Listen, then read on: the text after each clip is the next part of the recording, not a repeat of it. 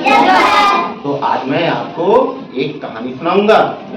कहानी का शीर्षक है महान धनुर्धर एकलव्य। बच्चों, हमारे देश की इस मिट्टी पर, इस धरा पर समय समय पर बहुत सारे योद्धाओं ने जन्म लिया है, जिन्होंने अपने समर्पण, अपने कर्तव्य, अपने पराक्रम और साहस से इस देश की मिट्टी को गौरवान्वित किया है।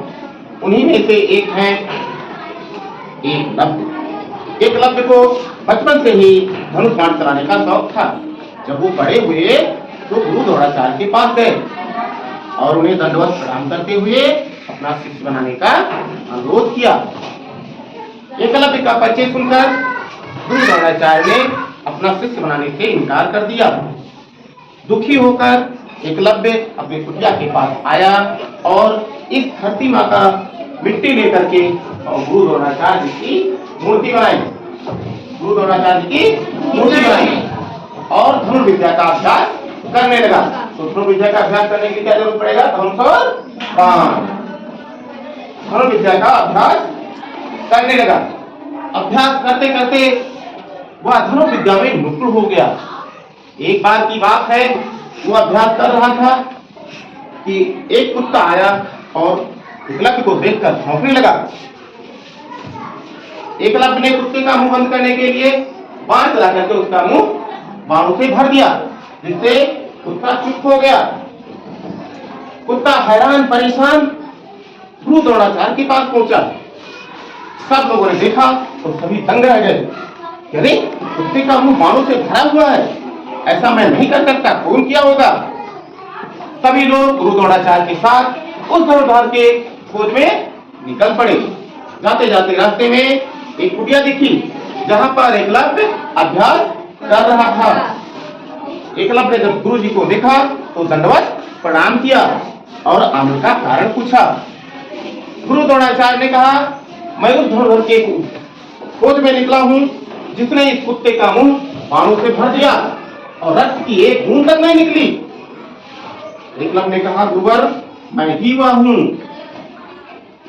चूंकि काफी समय बीत गया था, इसलिए वह एकलव्य को पहचान न सके।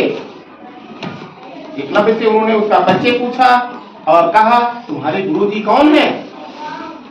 एकलव्य ने मूर्ति की तरफ इशारा करते हुए कहा, आप ही तो हमारे गुरुदेव हैं।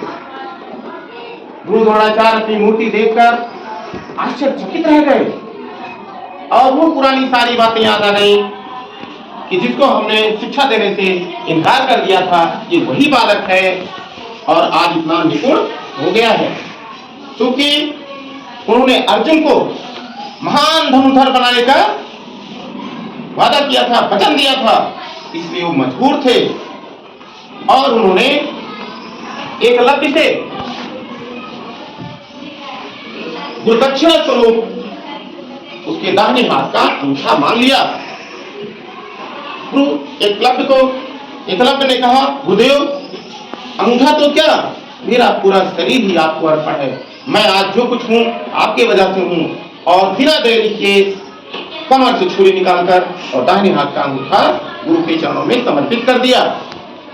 बच्चों, यद्यपि एकलव्य आज हमारे बीच नहीं है, लेकिन उनके ज्ञान, कौशल, समर्पण का ये देश ऋणी रहेगा और हम सब उसका अनुसरण करते रहेंगे। कैसा लगा बच्चों?